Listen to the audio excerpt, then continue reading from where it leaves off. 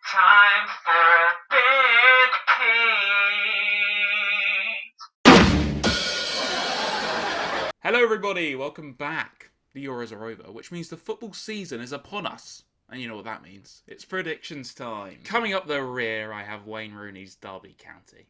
Derby were the lowest scorers last season in the Championship and actually had the third lowest amount of points, only saved from relegation by Sheffield Wednesday's point deduction. And it's been another summer of turmoil in East Midlands as they only seem to have about 3 players left. So, bottom. Joining Derby in League One in 2022 is Blackpool. Blackpool had the best defence in League One last season and finished with 80 points, winning the playoffs. Same amount of points Swansea got in the Championship.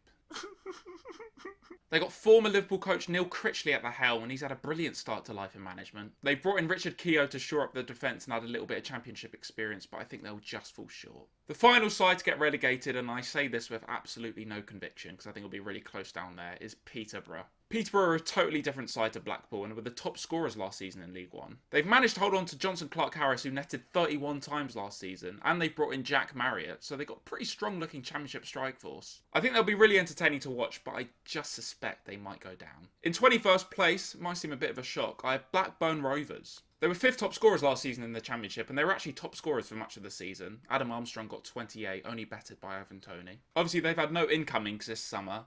Tony Mowbray has managed to hold on to Adam Armstrong up to now, but you have to suspect that won't last, and they've lost Harvey Elliott. It's difficult to predict how Blackburn will do next season. It'll be a much different team, I expect, but I do think they'll be down there. Just enough to stay up, though. In 20th place, I have Coventry. They were the only promoted team to survive last season, despite playing the whole season at St Andrews. They've boosted their striking options this summer with the permanent signing of Victor Gyökeres, who they had on loan in the second half last season, but he was on loan at Swansea in the first half last season. He was absolutely poor, so I don't think he's got the quality for the Championship. They brought in Martin Waghorn as well, but I think they'll have enough to survive again, but I don't expect any more. In 19th place, I have Huddersfield. They're the worst defence in the Championship last season, and they've let go of experienced centre-backs Tommy Elphick, Richard Stearman and Richard Keogh. But they've made a little bit of a fairy tale signing, bringing Jordan Rhodes back, and I think he'll have enough firepower to see them survive. In 18th place, I have Hull, the only promoted team to survive. They won the Championship last season with 89 points and had the best goal difference, and they've managed to retain Netflix star George Honeyman. And they've signed the impressive Brighton youngster Ryan Longman on loan.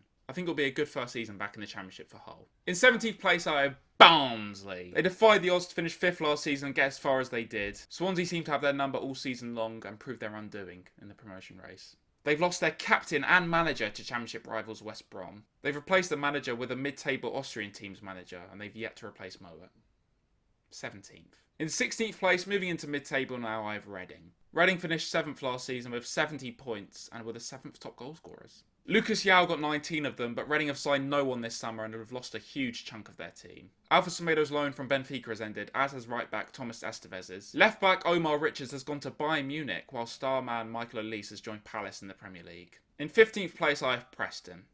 They had a bit of an inconsistent season last season, but they ended strongly after Alex Neil left. They lost Ben Davis to Liverpool in January in one of the weirdest transfers of all time. His replacement, Sepp van der Berg, has extended his loan from Liverpool for another 12 months. Izzy Brown has finally left Chelsea permanently, but has immediately ruptured his Achilles tendon and is likely to miss the entire season. In 14th place, I have Bristol City. Nigel Pearson managed to keep up these heavy conceders last season and had the 3rd worst defence in the Championship. Pearson has lost an array of midfielders and has tried to replace them by getting his old Leicester promotion band back together again. In 13th place, I have Cardiff. They were 4th top goal scorers last season, and Kiefer Moore was 4th in the scoring charts with 20. Johnny Williams has been left with egg all over his shiny head after he left Charlton, where it looked like he was finally beginning to rebuild his career after endless injury problems for Cardiff. But they've released him only months later.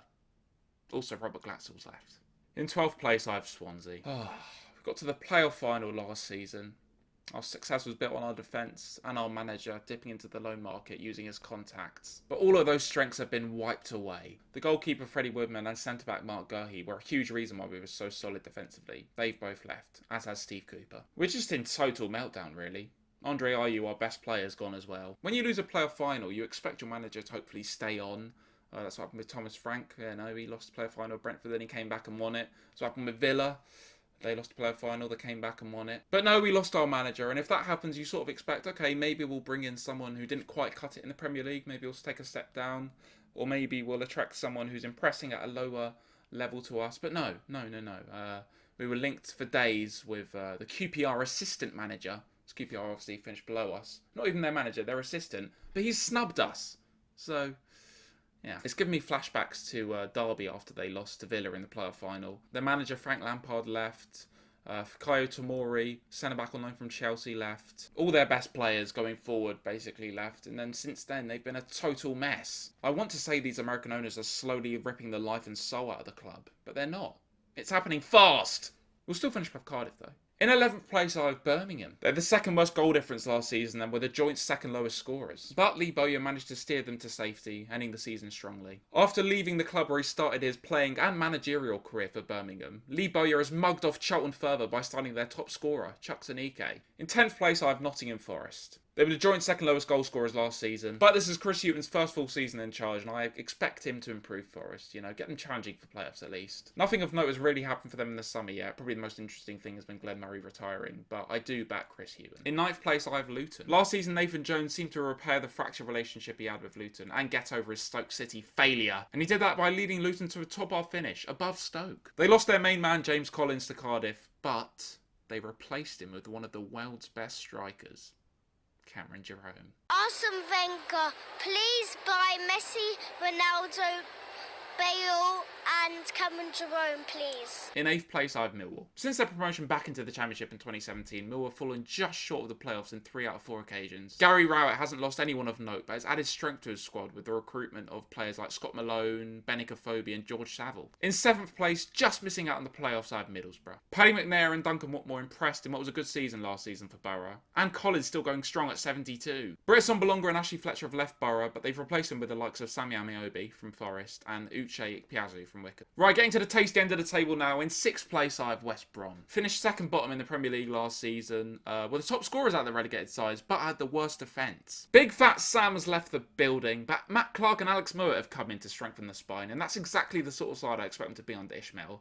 Strong and hard to beat. In 5th place, I have Stoke. There was nothing to report last season from Stoke again, who have struggled to adapt to life in the Championship after 10 years in the Premier League. Bruno Martins-Indy, Kevin Wimmer, Liam Lindsay and Nathan Collins have all left to vacate the centre-back position. But they've reinvested that money in one of the signings of the summer for me, 21-year-old Ben Wilmot. And they brought in Championship winner Mario Vrancic from Norwich. I expect an interesting season for Stoke fans, finally. In 4th place, I have QPR. There's got to be a reason their assistant snubbed us to stay there.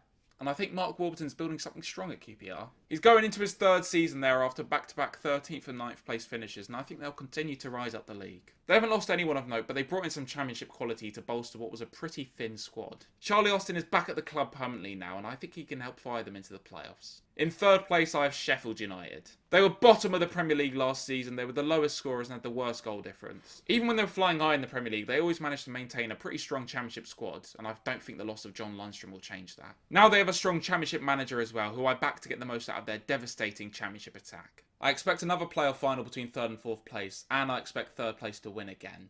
Slavisa Jokanovic to take Sheffield United back to the Premier League. So that means joining Sheffield United back in the big time of Fulham. Fulham were the best of the relegated sides last season, but they were still 11 points adrift. Marco Silva has come in now, and I'm definitely not his biggest fan. Marco Silva, whose reputation is on the up after successfully steering Hull to relegation last year. In fact, I'd go as far as to say he's a perennial failure. However, their squad is too good for the Championship, and the additions of Swansea's captain and best midfielder Matt Grimes, along with Harry Wilson, will strengthen their promotion push. That means winning the Championship at Bournemouth. Tyndall was sacked last season when Bournemouth were 6th place after 4 straight losses, and Jonathan Woodgate did an incredible job to lead them to 6th place.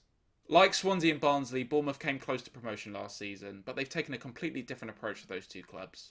Proactive. The additions of Emiliano Marcondes and Scott Parker, both with Championship promotion experience, will surely be followed by more. I think they're a good side, and they have that arrogant streak running through their team, which you need to go up, I think. So, that's it. They're my Championship predictions. Obviously, everyone's going to have, different opinions. But just know, I'm correct. It's a fact. I am not playing mind games. I am talking about facts.